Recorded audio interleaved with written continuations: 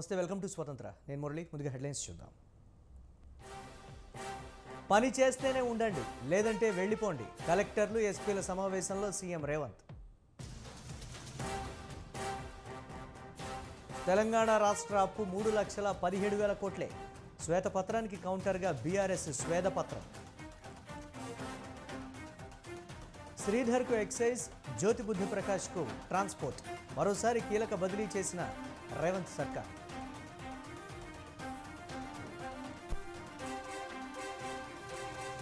ఏపీలో హాట్ టాపిక్గా మారిన ఐపాక్ వార్. ఎందరు పీకేలు వచ్చినా చేసేదేం లేదన్న వైసీపీ. అభివృద్ధికి నిదర్శనం పులివెందుల అన్న జగన్. సింహాద్రిపురంలో పలు అభివృద్ధి కార్యక్రమాలు.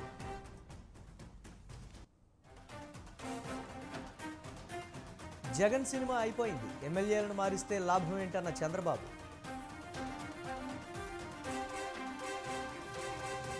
ప్రపంచవ్యాప్తంగా మొదలైన క్రిస్మస్ సందడి. విద్యుత్ దీపాల్లో వెలిగిపోతున్న చర్చలు.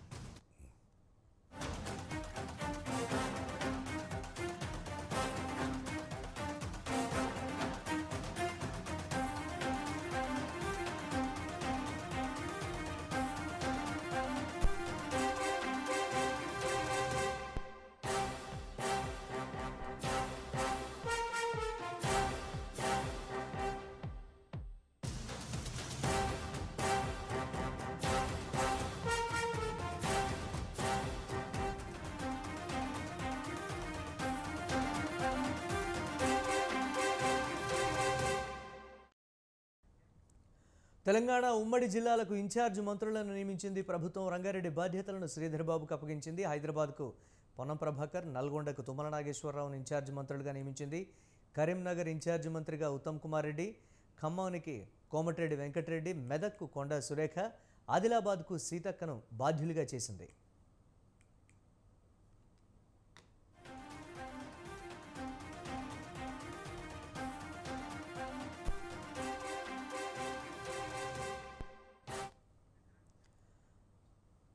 సర్కార్ ఆయా జిల్లాలకు ఇన్ఛార్జ్ మంత్రులను ప్రకటించింది. దీనిపై మరిన్ని అప్డేట్స్ మా కరెస్పాండెంట్ సవీన్ అందిస్తారు.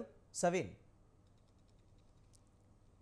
ఈరోజు హైదరాబాద్లోని సచివాలయంలో జిల్లా కలెక్టర్లు, ఎస్పీలతోటి ముఖ్యమంత్రితో పాటు రాష్ట్ర మంత్రులు, అదేవిధంగా వివిధ ప్రభుత్వ శాఖల ఉన్నతాధికారులు భేటీ అయ్యారు. కొన్ని కీలకమైన దిశానిర్దేశాలు చేశారు. ముఖ్యంగా ప్రజా పరిపాలనకు సంబంధించి ఈ నెల 28వ తేదీ నుంచి జనవరి 6వ తేదీ వరకు 10 రోజుల పాటు ముఖ్యంగా గ్రామ సభలు నిర్వహించి ప్రజల నుంచి దరఖాస్తులు తీసుకునే కార్యక్రమానికి కూడా ప్రభుత్వం శ్రీకారం చుట్టింది. ప్రస్తుతం తెలంగాణలో 33 జిల్లాలు ఉండగా 10 ఉమ్మడి జిల్లాల ప్రాతిపదికన జిల్లా ఇన్ఛార్జి మంత్రులను కాంగ్రెస్ పార్టీ నియమించింది. గతంలోనూ కాంగ్రెస్ పార్టీ అధికారంలో ఉన్న సమయంలో జిల్లా ఇన్ఛార్జి మంత్రుల నియమించే సాంప్రదాయం కొనసాగిస్తూ వస్తోంది. అందులో భాగంగానే ఉత్తమ్ కుమార్ రెడ్డికి కరీంనగర్ బాధ్యతలు అప్పగించారు. దామోదర్ రాజనరసింహకు మహబూబ్ నగర్ బాధ్యతలు అప్పగించారు. కోమటిరెడ్డి వెంకటరెడ్డికి ఖమ్మం, దుద్దిల్ల శ్రీధర్ బాబుకు ఉమ్మడి రంగారెడ్డి జిల్లా, పొంగిరెడ్డి శ్రీనివాసరెడ్డికి ఉమ్మడి వరంగల్ జిల్లా, పొన్నం ప్రభాకర్ ను హైదరాబాద్ జిల్లాకు, కొండా సురేఖకు ఉమ్మడి మెదక్ జిల్లా, సీతక్కకు ఉమ్మడి ఆదిలాబాద్ జిల్లా, తుమ్మల నాగేశ్వరరావుకు ఉమ్మడి నల్గొండ జిల్లా, జూపల్లి కృష్ణారావుకు ఉమ్మడి నిజామాబాద్ జిల్లా బాధ్యతలు అప్పగించారు. ప్రస్తుతం ముఖ్యమంత్రి రేవంత్ రెడ్డితో పాటు ఉప ముఖ్యమంత్రి బట్టి విక్రమార్కలు మినహా మిగిలిన అంటే కేబినెట్ లో ఉన్నటువంటి మిగిలిన అందరు మంత్రులకు ఉమ్మడి జిల్లాల బాధ్యతలు అప్పగించారని మనం చెప్పుకోవచ్చు. ముఖ్యంగా ఇప్పటికే 4 ఉమ్మడి జిల్లాలకు సంబంధించి రాష్ట్ర కేబినెట్ లో కాంగ్రెస్ పార్టీ అవకాశం కల్పించలేదు. ఈ 4 ఉమ్మడి జిల్లాలను కూడా ఇన్ఛార్జి మంత్రుల ద్వారా భర్తీ చేస్తూ రాష్ట్ర ప్రభుత్వం కీలక నిర్ణయం తీసుకుంది. ముఖ్యంగా ఆయా జిల్లాల్లో అభివృద్ధి కార్యక్రమాలకు సంబంధించి, ముఖ్యంగా వివిధ సమీక్షలకు సంబంధించి జిల్లా ఇన్ఛార్జి మంత్రులు కీలక పాత్ర పోషిస్తుంటారు. అందులో భాగంగానే కాంగ్రెస్ పార్టీ కొత్త ప్రభుత్వం ఏర్పడగానే పరిపాలనకు అంటే ప్రజా పరిపాలనకు శ్రీకారం చుడుతున్నామని చెప్పింది. అందులో భాగంగానే ఉమ్మడి జిల్లాలలో మంత్రులను నియమించడం ద్వారా అభివృద్ధిని కావచ్చు, ప్రభుత్వ పరిపాలన కావచ్చు, ప్రభుత్వ సంక్షేమ పథకాలు, అభివృద్ధి కార్యక్రమాలను ప్రజల్లోకి మరింత వీలైనంత త్వరగా తీసుకువెళ్లేందుకు కాంగ్రెస్ ప్రభుత్వం ఈ రకమైన నిర్ణయం తీసుకుందని మనం చెప్పుకోవచ్చు. రైట్, థ్యాంక్స్ ఫర్ అప్డేట్స్ అవే.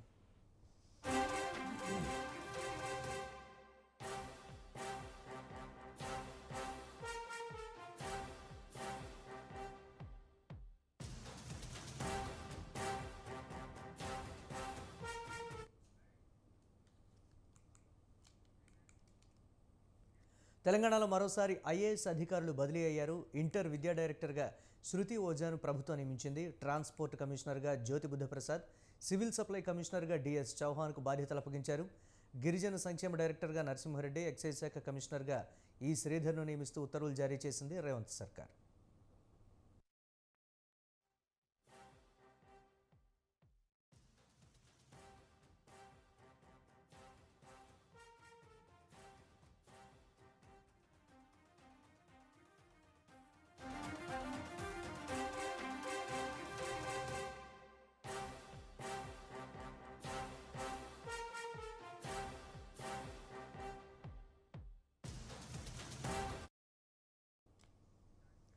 తెలంగాణలో మరోసారి ఐఏఎస్ అధికారులు బదిలీ అయ్యారు. ఇంటర్ విద్యా డైరెక్టర్గా శృతి ఓజాను ప్రభుత్వం నియమించింది. ట్రాన్స్పోర్ట్ కమిషనర్గా జ్యోతి బుద్ధప్రసాద్, సివిల్ సప్లై కమిషనర్గా డిఎస్ చౌహాన్కు బాధ్యతలు అప్పగించారు. గిరిజన సంక్షేమ డైరెక్టర్గా నరసింహారెడ్డి, ఎక్సైజ్ శాఖ కమిషనర్గా ఈ శ్రీధర్ను నియమిస్తూ ఉత్తర్వులు జారీ చేసింది రేవంత్ సర్కార్.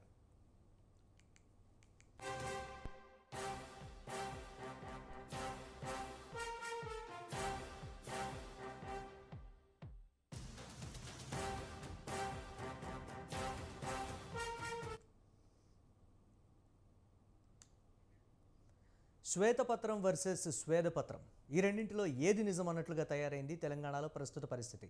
అవును, రాష్ట్ర రుణం 6,70,000 కోట్లని అధికార కాంగ్రెస్ చెప్తూ ఉంటే అబ్బే అంతలేదు, 3,17,000 కోట్లే అంటోంది విపక్ష బీఆర్ఎస్. దీంతో ఎవరు చెప్పేది నిజమన్న ప్రశ్న సామాన్యుల నుంచి మేధావుల వరకు ప్రతి ఒక్కరిలోనూ తలెత్తుతోంది.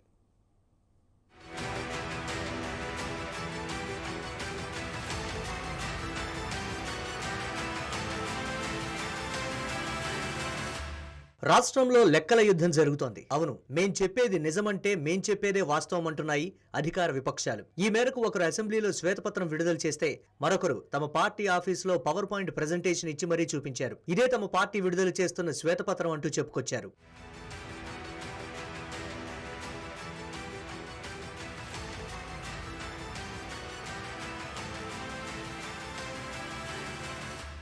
నిజానికి తెలంగాణ రాష్ట్ర ఆర్థిక పరిస్థితి స్థూలంగా ఇది అంటూ ఇటీవల అసెంబ్లీ వేదికగా శ్వేతపత్రం విడుదల చేసింది కాంగ్రెస్ ప్రభుత్వం. ప్రజలంతా అభివృద్ధి చెందాలని తెలంగాణ సాధించుకున్నామని, కానీ గత ప్రభుత్వం మాత్రం వనరులను సక్రమంగా ఉపయోగించలేదన్నారు deputy CM Mallu Bhatti Vikramarka.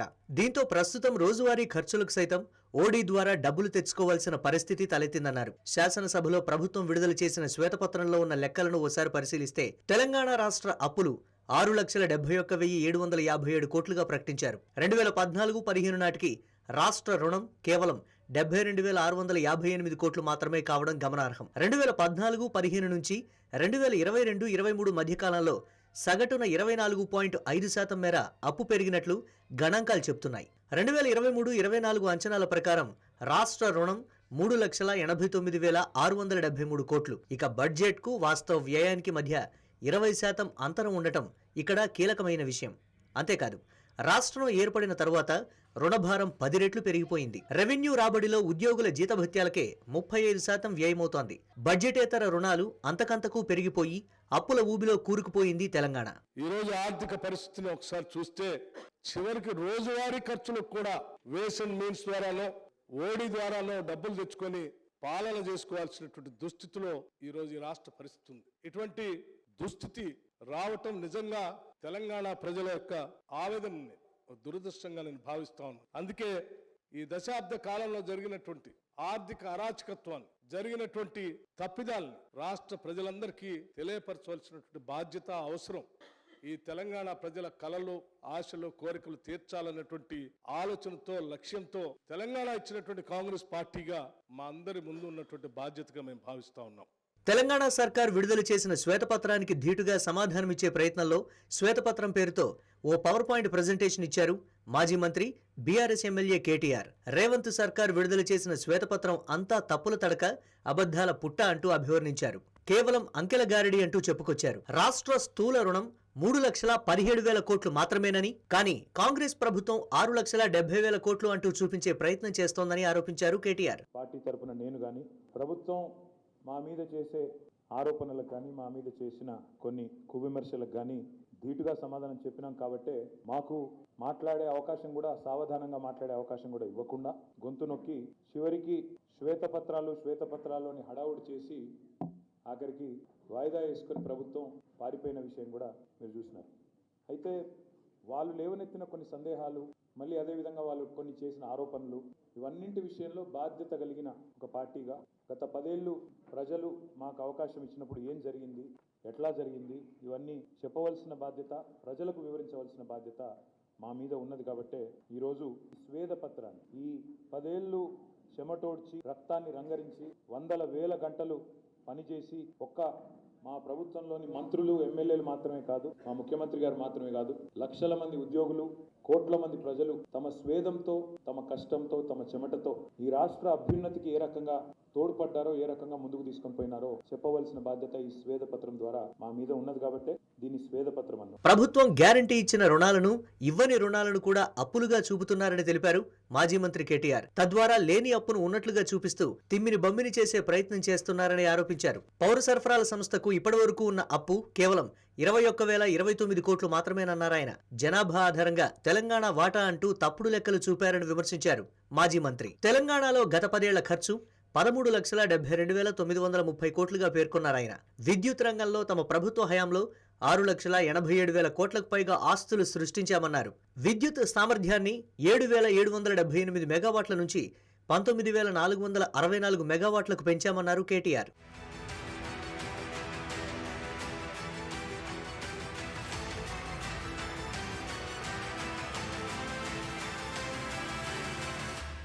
BRS హయాంలో చేపట్టిన కాళేశ్వరం సహా పలు అంశాలపై న్యాయ విచారణకు ఆదేశించడాన్ని స్వాగతించారు మాజీ మంత్రి కేటీఆర్. కాళేశ్వరంలో చిన్న తప్పు ఉంటే మొత్తం ప్రాజెక్టునే తప్పుపడుతున్నారని అన్నారు. మేడిగడ్డ బ్యారేజీలో తప్పు జరుగుతూ ఉంటే చర్య తీసుకోవచ్చన్నారు. ఏ విచారణకైనా తాము సిద్ధమని చెప్పిన కేటీఆర్ తమపై కోపంతో రాష్ట్ర ప్రతిష్టను దిగజార్చవద్దని కోరారు. అట్లాంటి కాళేశ్వరం ప్రాజెక్టును కూడా బట్టగాల్చి మీదేసేటట్టు ఒక బరాజులో ఏదో అయితే, అంత పెద్ద కాళేశ్వరం ప్రాజెక్టులో ఒక్క బరాజులో చిన్న నిర్మాణ లోపం ఉంటే ప్రాజెక్టు మొత్తమే లోపభూయిష్టం అన్నట్టు చూపెట్టే ప్రయత్నం ఏదైతే చేసినారో అది శుద్ధ తప్పు. నేను అందుకే అంటా ఉన్నా, నూతనంగా 50 లక్షల ఎకరాలకు సాగునీళ్లు ఆయకట్టు స్థిరీకరణ చేయడంతో పాటు వాళ్ళు గనక ఇప్పుడు కాలువలు కట్టుకుంటే, ఈ ప్రభుత్వం ఈ రాబోయే 3 ఏళ్లలో కాలువలు కడితే 30 లక్షల ఎకరాలకు అదనంగా సాగునీరిచ్చి స్థిరీకరించవచ్చు అనే మాట నేను రాష్ట్ర ప్రజలందరికీ కూడా ఈ ప్రెజెంటేషన్ ద్వారా, ఈ నివేదిక ద్వారా నేను మీకు విజ్ఞప్తి చేస్తా ఉన్నాను. ఇంతవరకు బాగానే ఉంది. కానీ రాష్ట్ర అప్పు విషయంలో అధికార పార్టీ శ్వేతపత్రంలో ఒకలా, విపక్ష పార్టీ శ్వేతపత్రంలో మరోలా చెప్పడంపైనే ఇప్పుడు గందరగోళం నెలకొంది. ఈ రెండింటిలో ఏది నిజం, ఎవరు చెప్పేది వాస్తవం అన్న ప్రశ్నలు తలెత్తుతున్నాయి. నిరుపేదలు, అట్టడుగు వర్గాల ప్రజలకు ప్రభుత్వ ఫలాలు దక్కేలా పాలనా యంత్రాంగాన్ని గ్రామస్థాయిలోకి తీసుకువెళ్లేందుకు సిద్ధమైంది కాంగ్రెస్ ప్రభుత్వం. ఈ క్రమంలోనే తెలంగాణలో ప్రజాపాలన కార్యక్రమానికి శ్రీకారం చుట్టనుంది. ఈ నెల 28 నుంచి వచ్చే నెల 6 వరకు దీన్ని నిర్వహించేందుకు ముహూర్తం ఖరారు చేసింది. ఈ మేరకు సచివాలయంలో వివిధ జిల్లాల కలెక్టర్లు, ఎస్పీలతో నిర్వహించిన సమావేశంలో నిర్ణయించారు ముఖ్యమంత్రి రేవంత్ రెడ్డి.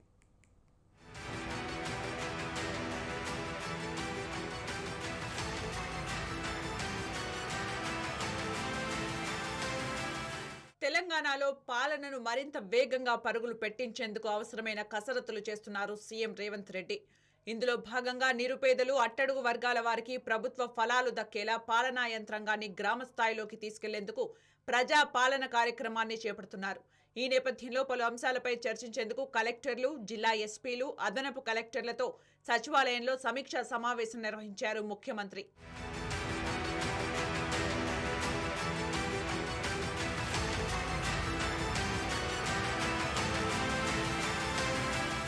ఈ నెల 28 నుంచి జనవరి 6 వరకు ప్రజాపాలన కార్యక్రమం నిర్వహించాలని నిర్ణయించారు.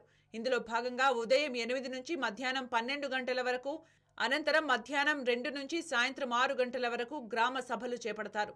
రాష్ట్రంలోని అన్ని గ్రామ పంచాయతీలు, మున్సిపల్ వార్డుల్లో రోజుకు 2 చొప్పున అధికార బృందాలు పర్యటిస్తాయని ప్రభుత్వం వెల్లడించింది. ఈ కార్యక్రమానికి సర్పంచ్, స్థానిక కార్పొరేటర్, కౌన్సిలర్లను ఆహ్వానించడంతో పాటు సంబంధిత ప్రజాప్రతినిధులందరూ విధిగా పాల్గొనేలా చర్యలు తీసుకుంటారు. గ్రామ సభల్లో వచ్చిన ప్రతి దరఖాస్తును ప్రత్యేకంగా పరిశీలించేందుకు ఒక్కో దానికి ప్రత్యేక నెంబర్ ఇచ్చి వాటిని కంప్యూటరైజ్ చేస్తారు.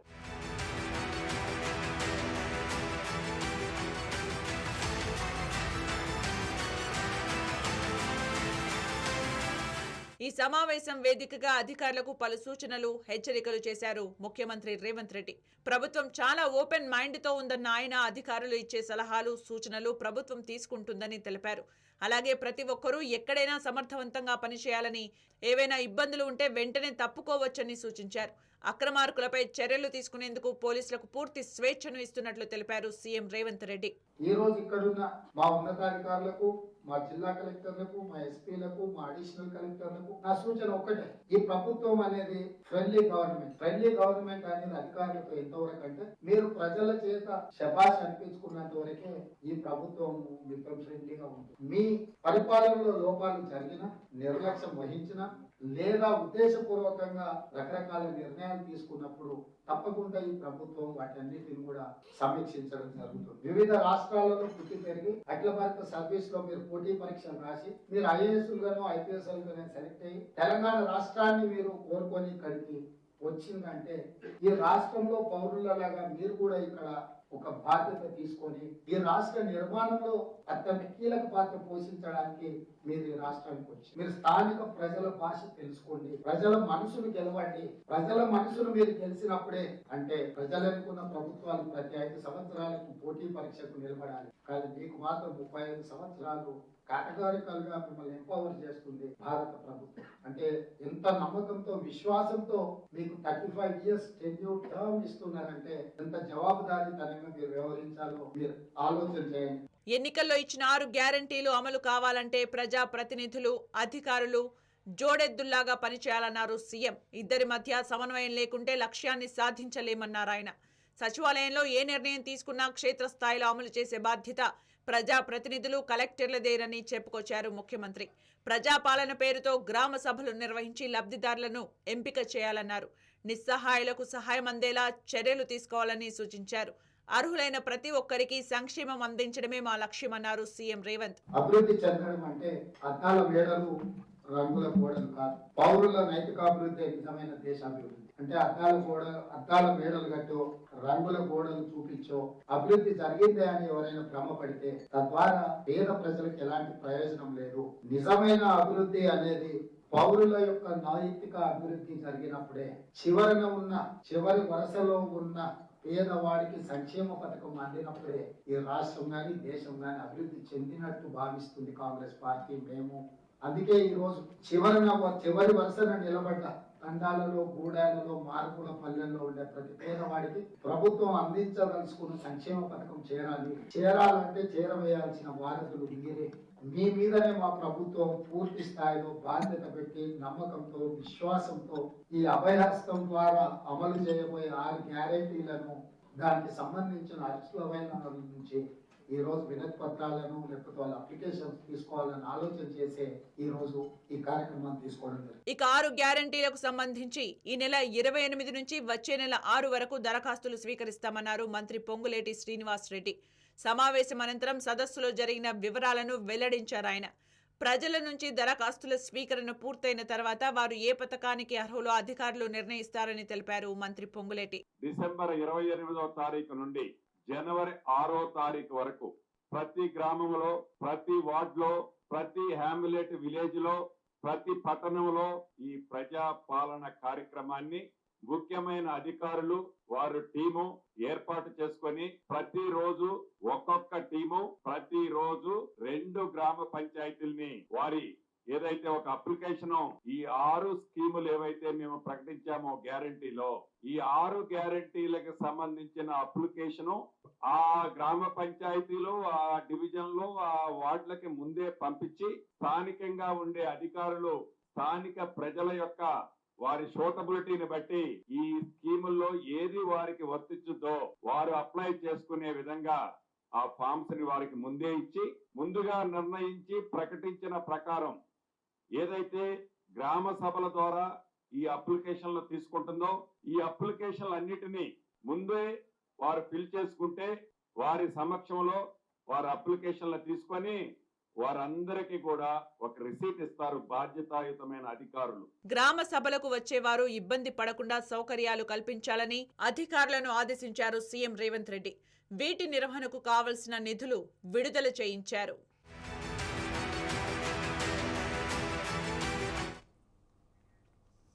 ఆంధ్రప్రదేశ్లో ఐపాక్ వర్సెస్ ఐపాక్ మొదలైందా అంటే అవుననే సమాధానం వినిపిస్తోంది. అదేంటి, ఇప్పటికే ఒక ఐపాక్ వైసీపీతో ఉంది కదా, మరొకటి ఎక్కడిది అంటారా? ఇది కొత్తది కాదు. గతంలో ఐపాక్ పేరుతో సేవలు అందించిన ప్రశాంత్ కిషోర్, కొన్ని నెలల క్రితమే ఐపాక్ నుంచి వెళ్లిపోయిన ప్రశాంత్ కిషోర్ ఇప్పుడు టీడీపీకి సేవలు అందించేందుకు సిద్ధమయ్యారన్న కామెంట్లు వినిపిస్తున్న వేళ పొలిటికల్ హీట్ ఒక్కసారిగా పెరిగింది.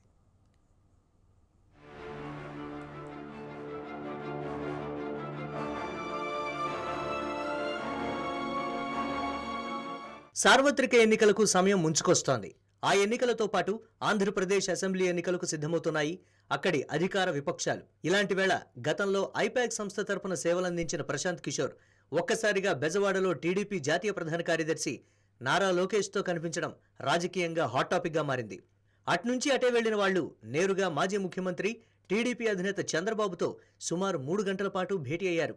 రానున్న ఎన్నికలకు సంబంధించి కీలక చర్చలు జరిగినట్లు సమాచారం. అయితే సమావేశంలో ఏం జరిగింది, పీకే టీడీపీతో పనిచేస్తారా లేదా అన్నది పూర్తిగా తెలియకపోయినా వారి మైత్రికి సంబంధించి టాక్స్ నడిచాయన్న వాదన వినిపిస్తోంది.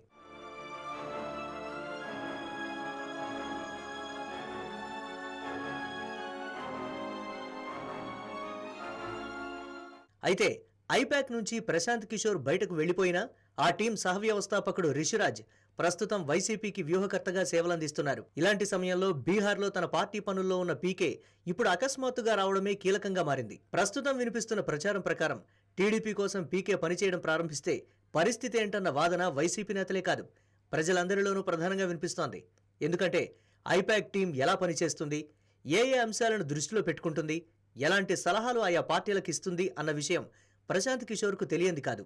ఇలాంటి పరిస్థితుల్లో ఐపాక్ గుట్టుమట్టు వ్యూహాలు అన్నీ తెలిసిన పీకే టీడీపీ తరపున సలహాలు సూచనలు ఇవ్వడం చేస్తే వైసీపీ పరిస్థితి ఎలా ఉండబోతోంది అన్న టెన్షన్ నెలకొంది. మేము యువకర్తగా పెట్టుకున్నప్పుడేమో ఆడేవాడు బీహార్ నుంచి వచ్చాడు తమ్ముళ్ళు అన్న ఏం పీకుతాడు, మనకన్నా గొప్ప వాళ్ళు ఎవడో నీ ప్రపంచంలో ఉన్నారో తమ్ముళ్ళు అని చెప్పి ప్రశాంత్ కిషోర్ గురించి మాట్లాడాడు. బాబాయిని చంపడానికి ప్రశాంత్ కిషోర్ ప్లాన్ చేసి ప్రజలను రెచ్చగొట్టి గెలిచాడు. కోడికత్తితో జగన్మోహన్ రెడ్డి గారు పొడిపించుకున్నాడు. వీటన్నిటికి కూడా ప్రశాంత్ కిషోరే ఉన్నాడు అన్నాడు. ఇప్పుడు చంద్రబాబు నాయుడు పేక్కోంచుకుంటాడా లేకపోతే లోకేష్ తండ్రిని చంపుతాడా ప్రశాంత్ కిషోర్ ఆధ్వర్యంలో, ఇవన్నీ కూడా వాళ్ళకే తెలవాలి. అవుట్డేటెడ్ పొలిటీషియన్ అనమాట. అయిపోయినప్పుడు 2019లో వాడేసింది తీసుకొచ్చి ఇప్పుడు 2024లో వాడదాం అనుకుంటున్నాడు. ప్రశాంత్ కిషోర్ కి ఐపాక్ ఏం సంబంధం లేదు. ఈ రోజు ప్రశాంత్ కిషోర్ మమతా బెనర్జీ మాట్లాడమంటే చంద్రబాబుని ఇండియా కూటమిలో చేరమని చెప్పి అడగటానికి చర్చలు జరపడానికి వచ్చారు. చంద్రబాబు నాయుడు ఒక పక్కన పవన్ కళ్యాణ్ ని పెట్టి ఒక పీకేని పెట్టి బీజేపీతో చర్చలు జరుపుతున్నాడు. ఇంకో పీకేని పెట్టి అటు ఇండియా కూటమి మమతా బెనర్జీ కాంగ్రెస్ తో చర్చలు జరుపుతున్నాడు. చంద్రబాబు నాయుడికి 2 కళ్ళ సిద్ధాంతం. ఎవడు అధికారంలోకి వస్తాడు చంద్రబాబుకి అర్థం కావట్లా. కేంద్రంలో బీజేపీ వస్తుందా కాంగ్రెస్ వస్తుందా ఎవడొస్తాడు అన్నది కన్ఫ్యూజన్ లో ఉన్నాడు. కాబట్టి వీళ్ళు కావచ్చు వాళ్ళు కావచ్చు వీళ్ళు పీకేలను పెట్టుకున్నాడు. ఇవన్నీ కూడా ప్రజలు గమనిస్తున్నారు. చంద్రబాబు నాయుడు ఏ పీకేని పెట్టుకున్నా జగన్మోహన్ రెడ్డికి ఇంటికి కూడా పీకేదేమి ఉండదు. ఈ మొత్తం వ్యవహారంపై తనదైన శైలిలో సెటైర్లు వేస్తోంది వైసీపీ. గతంలో చంద్రబాబు పీకేపై ఎన్ని విమర్శలు చేశారన్నది ప్రజలకు తెలుసంటూ చెప్పుకొచ్చారు ఆ పార్టీ నేతలు. ఇప్పటికే పీకే తెలివితేటల్ని వైసీపీ పూర్తిగా ఉపయోగించుకుందన్న విషయాన్ని గుర్తు చేస్తున్నారు. అసలు ఎంతమంది పీకేలు వచ్చినా గెలిచేది జగనేనంటూ ధీమా వ్యక్తం చేశారు. చంద్రబాబు ప్రశాంత్ కిషోర్ మా దగ్గర పనిచేస్తున్నప్పుడు ప్రశాంత్ కిషోర్ గురించి ఏమన్నాడు, బీహార్ వచ్చాడు వాడి వల్ల ఏమైంది, వాడి వ్యవహారం తెలుస్తుంది, ఎన్ని ఇప్పుడు అవసరమైంది అతనికి. మేమెందుకు ప్రశాంత్ కిషోర్ కోసం ఆలోచించాల్సిందో మా నాయకుడే 10 మంది కిషోర్లు హృదయాల్లో అంత ధైర్యంగా పనిచేశారు తత్వం ఉన్నటువంటి. అందుకని ప్రశాంత్ కిషోర్ వచ్చి ఓట్లు ఏమన్నా మార్పిస్తాడా లేకపోతే ఏం చేస్తాడు, లేకపోతే చంద్రబాబు ఏదో ఇప్పుడు పవన్ కళ్యాణ్ అడ్డం పెట్టుకున్నట్టు ఏదో చేస్తా ఉంటాం తప్ప ప్రజలంతా జగన్మోహన్ రెడ్డి గారు వెంటున్నారు. ఎవరు వచ్చి పనిచేసినా ఏ వ్యూహకర్తలు అనుకున్న వాళ్ళు వాళ్ళని అవకాశం ఉన్నప్పుడేమో ఎగిరి కాళ్ళతో తంతాం, అవకాశం లేనప్పుడేమో మళ్ళీ తెచ్చిపెట్టుకోవడం. ఇది చంద్రబాబు నైజం. కాబట్టి అతను వ్యూహకర్త అంటే ఆ వ్యూహాలు నడిపేవాడు. బీహార్ లో ఏం చేశాడు, ఆయన పాదయాత్రలు ఏమైనాయో, ఆయన ఏం వ్యవహారాలు చేశాడో, పార్టీని ఎట్లా చేశాడో ఎన్ని ప్రజలకు తెలియదు కాదు. దాన్ని బూచిలాగా చూపించి ఏదో డైవర్ట్ చేయాలని ఆలోచన చంద్రబాబుకి అన్నిటి చేస్తా ఉన్నాడు. కాబట్టి ఇది కూడా ఒక ప్లాన్. కాబట్టి అతని కోసం మేము ఆలోచించే టైము, చంద్రబాబు కోసం ఆలోచించే టైము మాకు లేదు. మేము నిరంతరము ప్రజల యొక్క ఎదుగుదల, వాళ్ళ అభివృద్ధి, వాళ్ళ సంక్షేమము, రాష్ట్రంలో భావితరాల భవిష్యత్ కోసం ఆలోచించే నాయకుడు 2024 ఎన్నికల్లో చంద్రబాబు తుక్కుతుక్క ఓడిపోతున్నాడు. రాష్ట్రంలో కొన్ని వర్గాలు వైసీపీ సర్కారుపై అసంతృప్తితో ఉన్నాయంటూ ప్రచారం చేస్తోంది టీడీపీ. ఎమ్మెల్యేలపైన తీవ్ర వ్యతిరేకత ఉందని, అందుకే సీఎం జగన్ ఎమ్మెల్యేలను మారుస్తున్నారంటూ ప్రచారం చేస్తున్నారు. దీనికి తోడు ప్రభుత్వ వ్యతిరేక ఓటు చీలకూడదంటూ జనసేనతో పొత్తు పెట్టుకుంది టీడీపీ. మరి వీటన్నింటినీ అధికార వైసీపీ ఎలా ఎదుర్కోబోతోంది? జగన్తో ఉన్న ఐపాక్ ఈ విషయంలో ఏం చేయబోతోంది అన్నది కీలకంగా మారింది.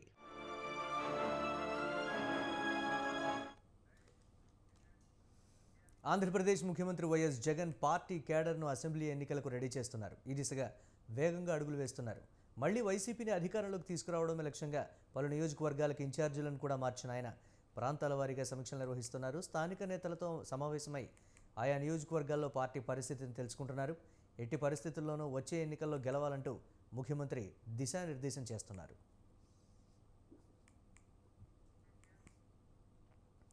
వైఎస్ఆర్ కడప జిల్లాలోని ఇడుపులపాయలో పులివెందుల నేతలతో సీఎం జగన్ భేటీ అయ్యారు. స్థానిక సమస్యలు, క్షేత్రస్థాయి అంశాలపై నేతలను అడిగి తెలుసుకున్నారు. వచ్చే ఎన్నికల్లో 175 స్థానాలు గెలిచేలా కృషి చేయాలని దిశానిర్దేశం చేశారు. ప్రతి ఒక్కరూ స్థానికంగా పర్యటించాలని, ప్రజల సమస్యలు పరిష్కరించాలని ఆదేశించారు. సొంత జిల్లాలో 3 రోజుల పర్యటనకు వచ్చిన సీఎం వైఎస్ జగన్మోహన్ రెడ్డి రెండో రోజు పర్యటనలో భాగంగా ఇడుపులపాయలోని దివంగత నేత వైఎస్ఆర్ ఘాట్కు వెళ్లారు. ఆయన చిత్రపటానికి నివాళి అర్పించారు సీఎం వైఎస్ జగన్. ఇతర కుటుంబ సభ్యులు, పలువురు వైసీపీ నేతలు ఘాట్ వద్ద ప్రత్యేక ప్రార్థనలు చేశారు.